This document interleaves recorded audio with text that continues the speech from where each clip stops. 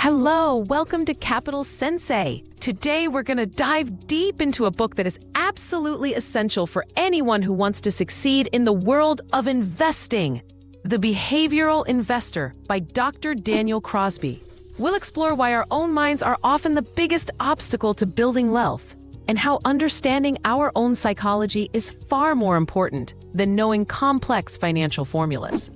We'll break down the 4 key areas of behavioral risk Crosby identifies: the neurological, the psychological, the sociological, and the emotional. As we go through this, I'm sure a lot of you will have questions or even recognize some of your own past mistakes in what we discuss. That's perfectly normal, and it's actually a good thing. Whenever we can, we answer questions in the comments.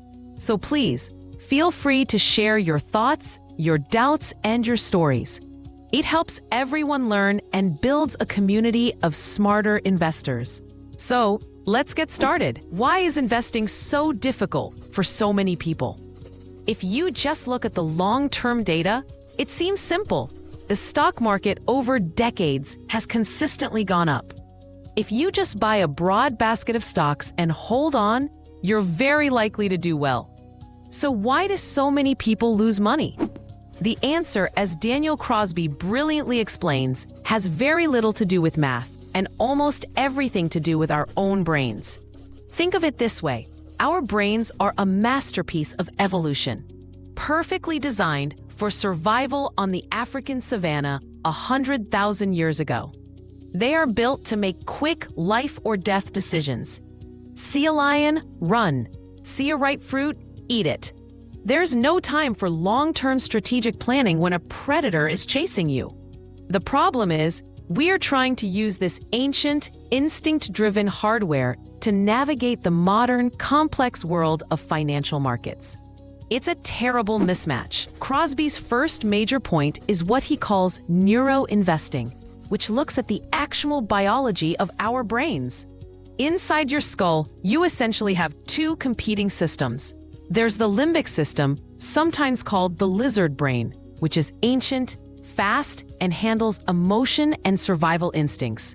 Then there's the prefrontal cortex, the more modern human brain, which is slow, logical, and handles complex analysis. When the stock market takes a sudden nosedive, which part of your brain do you think takes over? It's not the calm, rational part. Your lizard brain screams, "Danger!" It feels the exact same way it would if a predator lunged out of the bushes. The physical response is real. Your heart rate increases, your palms get sweaty, and your body is flooded with cortisol, the stress hormone. The overwhelming instinct is to flee, to sell everything and get to safety. This is a survival instinct misfiring in a financial context. Then there's the other side of the coin, the chemical rush of dopamine. Dopamine is the feel-good neurotransmitter, and it's released when we experience something pleasurable or rewarding. When you pick a stock and it shoots up, you get a hit of dopamine. It feels great. It feels like you're a genius. The danger is that this can become addictive. You start chasing that high, making riskier and riskier bets to get the same thrill, much like a gambler at a casino. Think about the wild speculation we've seen in things like meme stocks or certain cryptocurrencies. People weren't necessarily making rational calculations about long-term value. They were caught up in the excitement, the stories of overnight millionaires, and the constant dopamine hits from seeing their accounts go up. Even for a short time, their lizard brains were in full control, high on dopamine and completely ignoring the rational part of the brain that might have been whispering about risk. So, what's the solution? We can't perform surgery to remove our lizard brain. Crosby's answer is to acknowledge these biological realities and build systems to manage them. The key is to make your most important decisions when your rational brain is in charge. That is, when you are calm and the market is stable. This is where having a written investment plan is so powerful. It's a contract you make with your future, more emotional self. Automation is another powerful tool. Setting up automatic monthly investments takes the decision-making process out of your hands. So you invest consistently, whether the market is up or down. Now, moving from the biological hardware to the mental software, we get to Crosby's second pillar, psychoinvesting. This deals with the cognitive biases, the mental shortcuts our brain uses to make sense of a complex world. These shortcuts are usually helpful in daily life, but they can be disastrous when it comes to money.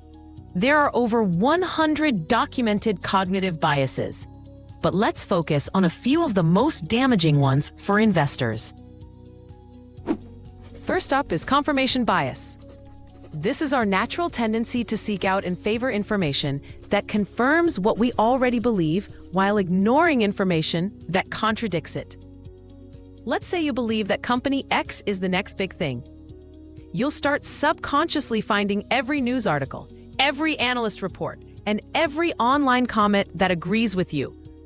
You'll feel smarter and more certain with each piece of confirming evidence. Meanwhile, you'll dismiss, overlook, or discredit any negative news as market noise or written by someone who just doesn't get it. It's like deciding you want to buy a certain type of car, and suddenly you start seeing that car everywhere on the road. It's not that there are more of them, your brain is just filtering the world to confirm your choice.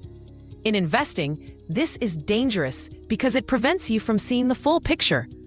It creates an echo chamber in your head, leading you to become overly concentrated in an investment that might have serious objective flaws. Next, we have one of the most powerful biases, overconfidence. Here's a fun fact. Study after study shows that the vast majority of people, we're talking upwards of 80 or 90%, believe they are above average drivers. This is, of course, statistically impossible. We are wired to overestimate our own abilities, and this is especially true in areas where we feel we have some control or knowledge. In investing, overconfidence is a portfolio killer. It leads you to believe you can outsmart the market. You think you can pick the next winning stock, time the market's peaks and valleys, or that your hunches are more valuable than they are. This often leads to excessive trading, which racks up fees and taxes, and taking on far too much risk in a single idea you feel certain about. The market has a way of humbling even the most confident genius. Then we have what many behavioral economists believe is the king of all biases, loss aversion. The work of psychologists Daniel Kahneman and Amos Tversky showed that, for most people, the psychological pain of losing a certain amount of money is roughly twice as powerful as the pleasure of gaining the same amount. Losing $100 hurts twice as much as gaining $100 feels good. This has profound consequences. It's why people hold on to losing stocks for far too long. Selling a stock at a loss means you have to admit you made a mistake and make that loss real. The emotional pain is so great that many investors would rather hold on, praying it will get back to what they paid for it, the break-even point, even if all rational analysis suggests the company's prospects are terrible. They're avoiding the emotional pain of a loss, but in doing so, they often turn a small financial loss into a catastrophic one. On the flip side, loss aversion also causes us to sell our winners too early. We get a nice gain in a stock, and the fear that it might disappear, the fear of a future loss, becomes so strong that we sell to lock in the profit. We clip our own flowers while we water our weeds. A rational investor would do the opposite. Let the winners run and cut the losers quickly. But our wiring makes this incredibly difficult. Finally, in this psychological minefield, we have recency bias. This is our tendency to give too much weight to recent events and project them indefinitely into the future.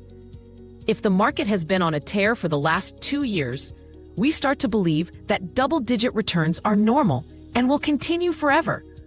We forget about the history of market crashes and get greedy. Conversely, after a big market crash like in 2008, people become terrified of stocks. All they can remember is the recent pain, so they swear off investing, convinced the market will never recover. They end up sitting in cash for years, missing out on the eventual and often powerful recovery. They are making 30-year decisions based on the last 30 days of information. It's like trying to drive a car by only looking in the rearview mirror. So, how do we fight these psychological glitches? Crosby argues that simple awareness is the first and most important step. Just knowing that you are susceptible to confirmation bias, overconfidence, and loss aversion allows you to put up a defense. You can start to question your own motives. Ask yourself, am I holding this stock because it's a good company, or because I don't want to admit I was wrong? Or, am I buying this because of solid research, or because it's been going up recently and I have a fear of missing out? The more practical solution, once again, is to rely on a process. Create an investment checklist. Before you buy any stock, for example, you must be able to write down 5 clear reasons for buying it. And just as importantly, 5 conditions under which you would sell it. This forces you to be objective and defines your exit strategy before emotions get involved. Diversification also helps, as it prevents any single mistake driven by bias from blowing up your entire portfolio. This brings us to Crosby's third pillar of behavioral risk, which he calls Socioinvesting. We've looked at our biology and our individual psychology, but we don't make decisions in a vacuum. We are deeply social creatures, and the behavior of the group has an enormous influence on us. The primary force here is the instinct for herding. For our ancestors, staying with the herd was a matter of life and death. The person who wandered off alone was the one who got eaten by the lion. So we have a powerful, deep-seated instinct to do what everyone else is doing. It feels safe and right. In the world of investing, however, the herd is often stampeding in the wrong direction. When everyone is piling into a hot asset, it's usually a sign that it's overpriced and a bubble is forming. When everyone is panicking and selling, it's often the moment of maximum opportunity. The meme stock phenomenon of 2020 and 2021 is a perfect case study in herding. Millions of people, many of them new to investing, piled into a handful of stocks not because of a deep analysis of their business fundamentals, but because it was a social movement. It was exciting. It was us versus them.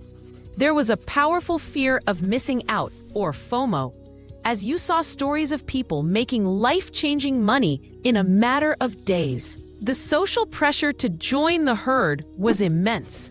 Another aspect of socio-investing is our deference to authority, or what you might call the guru effect.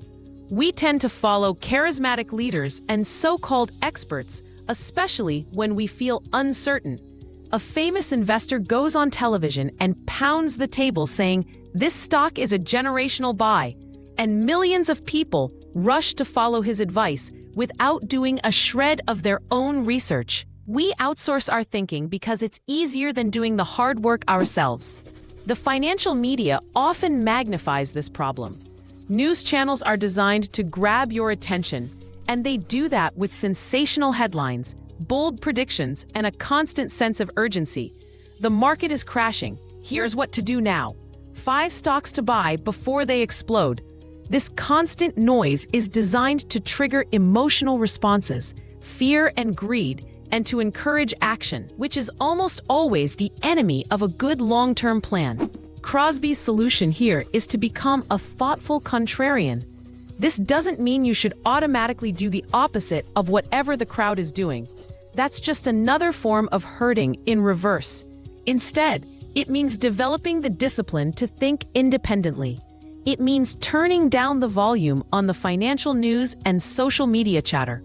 Your investment decisions should be based on your own well-thought-out plan and research, not on what's trending on Twitter or what some pundit screamed on TV. Create an information diet. You don't need to check your portfolio every day. You don't need to follow the market's every wiggle. In fact, for most long-term investors, the less you look, the better off you'll be. Your focus should be on your own goals and your own plan, not on the madness of the crowd. As Warren Buffett famously said, "Be fearful when others are greedy, and greedy when others are fearful." This is the essence of beating social pressures. Finally, we arrive at the fourth and final pillar, which ties all the others together: emotional investing. Our biology, our psychological biases, and our social environment all combine to create powerful emotional responses. And when it comes to investing, two emotions rule them all: fear and greed. These two feelings are the engines of the market cycle. Greed is what fuels bubbles. It's the intoxicating belief that you can get rich quick, that this time is different, and that prices will go up forever. Greed makes you forget about risk. It's driven by overconfidence, hurting, and the dopamine rush of seeing your account value swell. It's what makes people pour their life savings into a speculative asset at the very peak of its price. Fear is what fuels crashes. It's the cold panic that sets in when the market turns. It's driven by loss aversion and the lizard brain's fight or flight response. Fear makes you see risk everywhere, even where it doesn't exist. It's what makes people sell all their high-quality investments at the bottom of a downturn, locking in their losses and ensuring they miss the recovery. An investor's life is a constant battle between the temptation of greed and the terror of fear. Beyond these two giants, other emotions also play a destructive role. One of the most insidious is ego. We have a tendency to attach our sense of self-worth to our investment performance. When our stocks are up, we feel like a genius. We're proud. We might even brag about it to our friends. When our stocks are down, we feel like a failure. We're embarrassed and ashamed. This connection between our ego and our portfolio makes it incredibly difficult to be rational. It makes it hard to admit a mistake and sell a losing investment, because doing so feels like a personal failure. We'd rather hang on to a bad idea than bruise our ego. It also makes us chase performance, trying to prove how smart we are, which often leads to taking on silly risks. Even your general mood can have a surprising impact. Crosby cites research showing that the stock market tends to perform better on sunny days than on cloudy days. It sounds ridiculous, but it's true. Why? Because sunshine puts people in a better mood. And when we're in a good mood, we tend to be more optimistic and more willing to take risks. If you've had a bad day at work, you're far more likely to look at a small dip in your portfolio and see it as a catastrophe, potentially leading to a panic sale. The solution to emotional investing is not to become an unfeeling robot. That's impossible. The goal is emotional regulation. It's about creating a space between an emotional impulse and a financial action. It's about recognizing the feeling, "I am feeling fearful right now," or "I am feeling greedy," and then deliberately choosing to stick to your predetermined, rational plan instead of acting on that emotion. Simple techniques can help. Before making a major buy or sell decision, force yourself to wait 24 hours. This cooling off period can allow the initial emotional storm to pass. Journaling your investment decisions, including the emotions you're feeling at the time, can also be a powerful tool for self-awareness. It helps you see your own patterns and learn from your emotional mistakes. So, after navigating through the minefields of our brains, our biology, our psychology, our social instincts, and our emotions, what is the ultimate takeaway from the behavioral investor? It all comes down to one central idea. You must prioritize a good process over trying to make good predictions. You cannot predict where the market is going tomorrow, next month, or next year. Nobody can consistently. You also cannot fundamentally change your own brain's wiring. You will always be susceptible to these behavioral traps. Trying to beat the market through superior intellect or forecasting is a loser's game. Trying to beat your own nature through sheer willpower is equally likely to fail. The winning game is to create a robust, rules-based, and repeatable investment process that is designed specifically to protect you from yourself. This process becomes your shield against emotion and bias. It's the ship you build in calm waters that will carry you safely through the inevitable storms. What does this process look like? Crosby offers what he calls his 10 commandments of behavioral management, but we can distill them into a few core principles. First, control only what you can control. You can't control the stock market's returns or the global economy.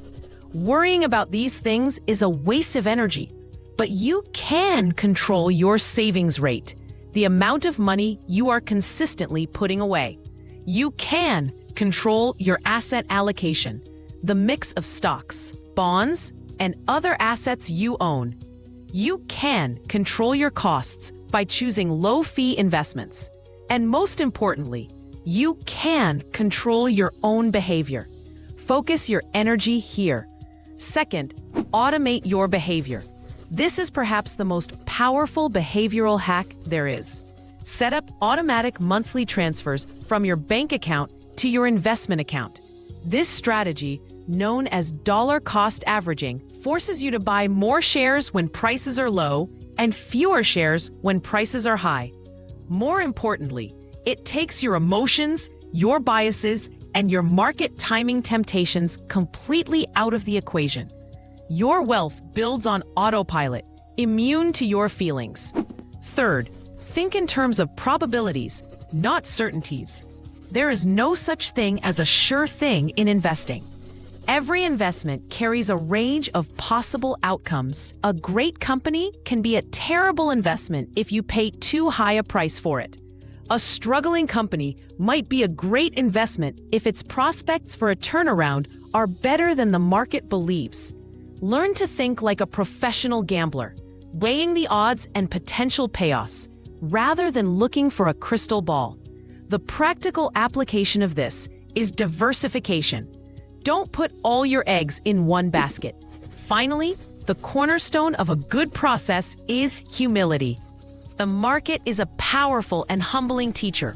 Acknowledge that you will make mistakes. Acknowledge that you don't know everything. Be willing to learn, adapt, and change your mind when the facts change. An investor who is not humble is an investor who is about to learn a very expensive lesson. In the end, Daniel Crosby's message is both sobering and empowering. It's sobering to realize that our own minds are rigged against us when it comes to investing. We are our own worst enemies, but it's empowering because it gives us a clear path forward. Success in investing is not about being the smartest person in the room. It's about being the most disciplined. It's a battle against your own worst instincts, and it's a battle you can win. By understanding these behavioral traps, we can build the systems and processes needed to sidestep them. By doing so, you can move from being your portfolio's biggest liability to its most steadfast and reliable asset. And that is the true path to long-term financial success.